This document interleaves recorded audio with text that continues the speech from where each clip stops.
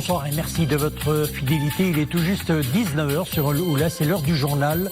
Voici à présent les principaux titres de l'actualité. L'offre de santé se renforce dans les villes les plus touchées par la pandémie. À Marrakech, un nouvel hôpital de campagne a été installé au sein même de l'hôpital Ibn Tufayl, qui vient alléger la pression exercée sur les différents services de réanimation et de soins intensifs de la ville Ocre. Le Covid-19 ne cesse de se propager sous forme asymptomatique, notamment chez les jeunes.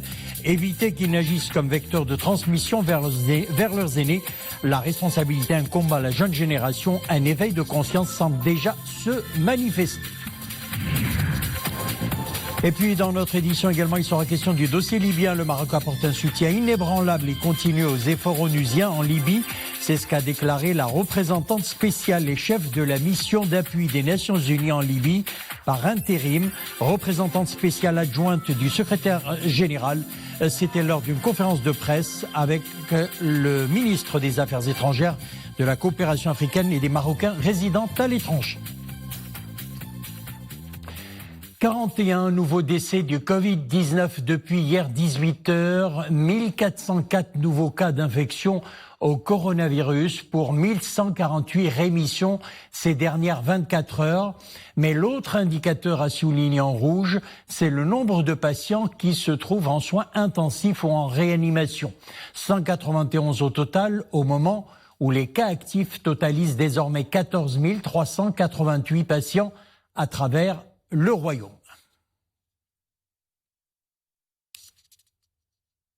Donc pour ce qui est de l'évolution de la situation épidémiologique, en attendant que la tendance se confirme, sachez que le taux de reproduction du virus enregistre une très légère amélioration. Le R0 qui dépassait la valeur 2 au début de ce mois est descendu ces 3 derniers jours sous la barre de 1 et il est estimé à 0,98. Si cette amélioration se confirme dans les jours à venir, nous pourrions alors parler d'un début d'aplatissement de la courbe des infections qui sera suivie d'une baisse. En attendant, l'offre de santé se renforce dans les villes les plus touchées par la pandémie. À Marrakech, un nouvel hôpital de campagne a été installé au sein même de l'hôpital Ibn Tufayl. Les détails avec Soumia Belayachi, Hassan Mskour et Oumaïm Rabli. Sous ce chapiteau, une salle de soins intensifs nouvellement installée, elle est désormais opérationnelle. Scope, insufflateur et respirateur artificiel, tout y est mis à disposition pour soulager les patients Covid-19. Rien que ce matin, ils ont été 14 personnes à être placées sous la vigilance de ce staff médical et paramédical à pied d'œuvre. Les personnes que nous recevons dans cette structure sont des personnes atteintes de formes sévères du Covid-19 ou qui souffrent de complications. Nous essayons de les soulager pour leur éviter d'être transférés aux salles de réanimation de l'hôpital. En extension de l'hôpital Ibn Tufayl de Marrakech, cette nouvelle structure vient alléger la pression exercée sur les différents services de réanimation et de soins intensifs de la ville Ocre qui croule sous le nombre vertigineux des cas de contamination, plus d'1 millier de cas actifs. C'est un hôpital de soins intensifs composé de 100 lits de soins intensifs et chaque lit est équipé d'un monitorage complet et une source d'oxygène. Et donc, elle permet de prendre en charge les patients nécessitant des soins intensifs. Et si jamais il y a une complication, les patients sont transférés au service de réanimation, là où on prend les patients vraiment dans un état très, très sévère. Avec un R0 moyenne nationale toujours supérieure à 0,9, la situation épidémiologique de la région est l'une des plus alarmantes. Le renforcement de la capacité litière est donc plus que jamais nécessaire pour y faire face. Et pour répondre aux besoins nationaux en équipements et fournitures destinés au secteur de la santé, notamment en cette période de crise sanitaire, un lit de réanimation 100% de fabrication marocaine a été présenté hier soir à Casablanca en présence du ministre de l'Industrie, du Commerce, de l'Économie verte et numérique. Il est de 30 à 75% moins cher que ceux importés de l'étranger. Sarah Kater. Ce lit de réanimation conforme aux standards internationaux en termes de sécurité et de performance a été conçu dans le cadre d'une collaboration publique-privée coordonnée par le ministère de l'Industrie, du Commerce, de l'Économie verte et numérique. Ces lits médicalisés, nous les importons à des prix faramineux, en quantité importante, parce que ça se consomme, ça se casse, il faut les changer, etc. Eh bien, désormais, nous sommes en mesure de les fabriquer, à la fois de faire travailler des Marocains pour avoir ce type et ce niveau de réalisation, qui sont complexes, comme vous avez pu le constater, et de pouvoir non plus les importer, de les acheter en devise forte, mais de les produire au Maroc. Ce nouveau modèle de lit de réanimation a été réalisé à partir de composants et matériaux disponibles au Maroc. Il dispose d'une structure métallique conçue en 3D. Quant à la partie électronique, elle intègre des solutions existantes sur le marché marocain. Ce lit se présente comme étant une alternative viable et accessible aux produits importés par le Maroc. Et il est destiné à équiper les hôpitaux marocains, comme aussi destiné à l'export vers les pays d'Afrique. L'idée, c'était d'arriver à faire un lit de réanimation qui pouvait être produit au Maroc, avec des composants marocains, qui soient avec un bon rapport qualité-prix et aux meilleures normes sanitaires. Et donc, ça a été un travail difficile, ça a été un travail qui a pris beaucoup de compétences différentes. Ce lit de réanimation représente une alternative au lit importé permettant à notre pays de faire face aux défis de la pandémie à un coût compétitif. Notre capacité de production peut même atteindre les 1000 lits par mois. Perçu au départ comme un coronavirus qui est extrêmement virulent pour les personnes âgées. Le Covid-19 ne cesse de se propager sous forme asymptomatique chez les jeunes. Éviter qu'ils n'agissent comme vecteurs de transmission vers leurs aînés, eh bien la responsabilité incombe à la jeune génération. Un éveil de conscience semble d'ailleurs déjà se manifester. Voyons ce reportage. Mariam El-Messi, Mehdi Shtaibi. L'été bat son plein. Déjà 2 mois que les jeunes ont retrouvé le chemin des plages, des terrasses de café et des parcs. Proximité sociale, contact interpersonnel, un post-confinement non sans conséquences du côté des aînés. Les jeunes représentent la catégorie active de la société, ce qui les rend plus susceptibles de contracter le coronavirus et le transmettre. Leur déplacement vers les lieux de rassemblement rend plus élevé le risque de propagation, surtout auprès de leur proche entourage. Nous avons suivi plusieurs cas de jeunes ayant contaminé leurs parents et grands-parents. C'est malheureux de voir nos aînés constituer la grosse part des victimes.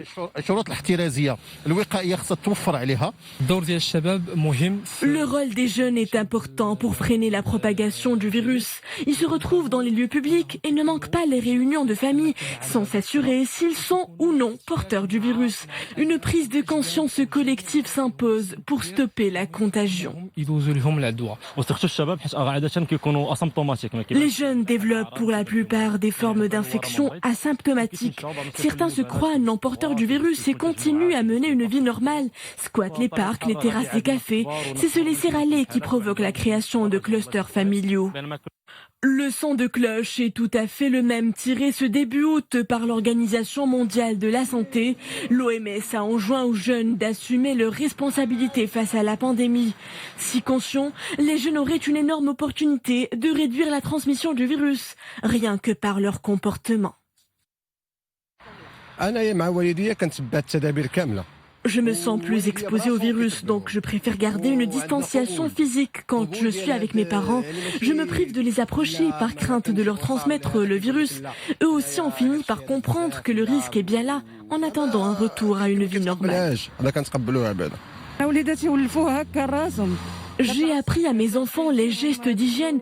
À force de répéter les consignes, ils ont fini par les adopter.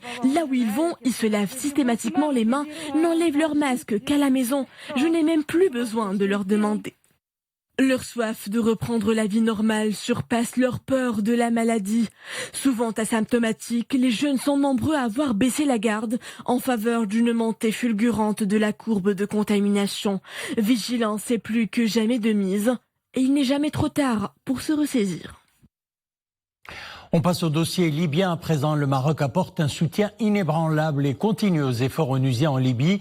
C'est ce qu'a déclaré la représentante spéciale et chef de la mission d'appui des Nations Unies en Libye par intérim, représentante spéciale adjointe du secrétaire général Stéphanie Williams. C'était lors d'une conférence de presse à l'issue de ces entretiens avec le ministre des Affaires étrangères, de la coopération africaine et des Marocains résidant à l'étranger, Nasser Bourita. Stéphanie Williams a relevé que le Maroc est le berceau de l'accord politique de Skhirat. Mohamed Ekilchkar. De nouvelles consultations sont donc menées par l'ONU avec les différentes parties libyennes, ainsi qu'avec les partenaires régionaux et internationaux. Objectif, trouver une solution à la crise libyenne. C'est ainsi que la représentante spéciale et chef de la mission d'appui des Nations Unies est venue chercher à Rabat le soutien du Royaume au processus onusien.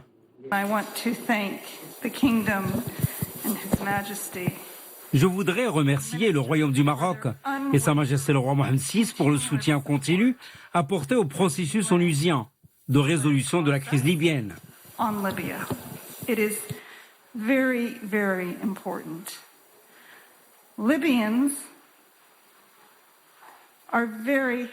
Les Libyens sont très heureux de me savoir au Maroc, car ils sont conscients que le Royaume a une histoire formidable dans le soutien des processus onusiens.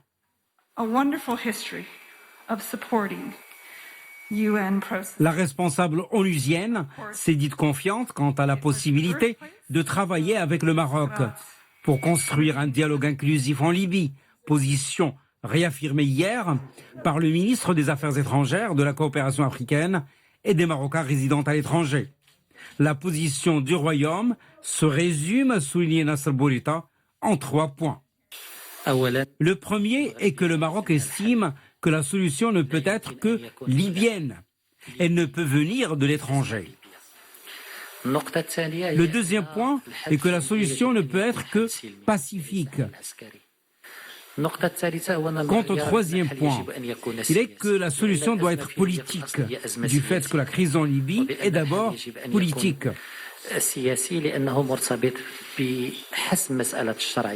Le plan de la mission d'appui des Nations Unies en Libye, depuis la conférence de Berlin en janvier dernier, c'est d'élargir le champ des possibilités, tout en profitant des expériences cumulées durant les processus déjà amorcés, dont notamment les accords de Skhirat. On reparle de Covid-19. Les plages du Nord se ferment, crise sanitaire oblige. Mais ce ne sont pas seules les plages que vous avez l'habitude de fréquenter qui sont interdites à la baignade. Celles non surveillées le sont aussi. Nous le verrons dans ce reportage réalisé sur les bords de certaines plages de Tétouan, Chefchaouen, Fenna Chakir Al-Alaoui, Abd Ali Gnouni et Iman Ablo. Les vagues s'écrasent paisiblement contre le bord de la plage Marchata sur les côtes de Chefchaouen. Une plage non surveillée mais tout de même habituellement fréquentée. Mais en temps de crise sanitaire, le site est fermé à tous ceux qui tentent parfois l'irréparable. La plage de Marchata est prise d'assaut par les estivants chaque été, même si elle est non surveillée. La crise du coronavirus a contraint les plagistes à se tenir loin du site. C'est aussi le cas d'autres plages comme Azmti, Targa et Zavia. Une fermeture dont le sillage des mesures préventives contre un virus qui a changé le rythme de la saison et les habitudes des estivants. Une décision judicieuse, pensent les habitants et les visiteurs, pour circonscrire la propagation du Covid-19. La fermeture de la plage se justifie amplement, surtout au niveau des sites non surveillés. Ici, il n'y a pas de maître nageur et en période de crise sanitaire, le risque de contamination parmi les baigneurs n'est jamais bien loin.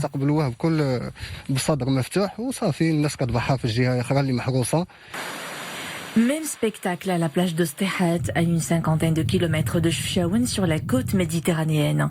Plus possible d'y nager, bivouaquer ou s'adonner à la pêche pour parer à la circulation active du virus dans ce site très prisé pendant la saison du farniente.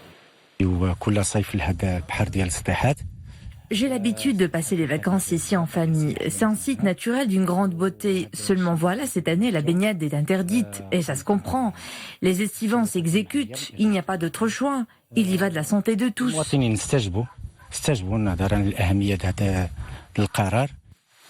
Il paraît bien loin le temps d'une bonne baignade sur les côtes du Nord. Une destination favorite d'un grand nombre de touristes nationaux. Cet été, on rebrousse plutôt chemin vers le sud, là où tout aussi la vigilance ne doit pas s'amollir. Le Covid-19 a des répercussions très négatives sur le secteur du tourisme qui est en grosse difficulté. Les recettes sont en chute libre. Elle enregistre un repli de 33,2%, soit 11,1 milliards de dirhams au terme des 6 premiers mois de cette année, selon les chiffres de la Direction des études et des prévisions financières relevant du ministère d'économie, des finances et de la réforme de l'administration.